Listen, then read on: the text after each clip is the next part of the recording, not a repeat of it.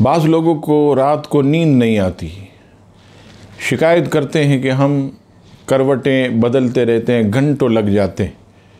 کوئی ایسا وظیفہ یا دعا بتائیں جس کو پڑھنے کے بعد تھوڑی دیر میں سکون سے نیند آئے۔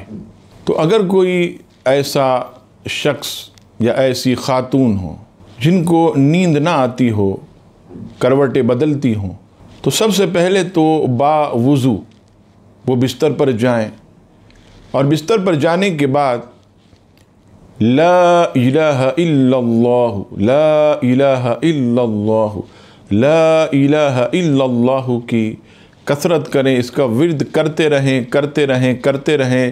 اسی میں انشاءاللہ انہیں سکون کی نیند جلد آ جائے گی۔ یہ برکت والا وظیفہ ہے، اسے ضرور اپنائیں۔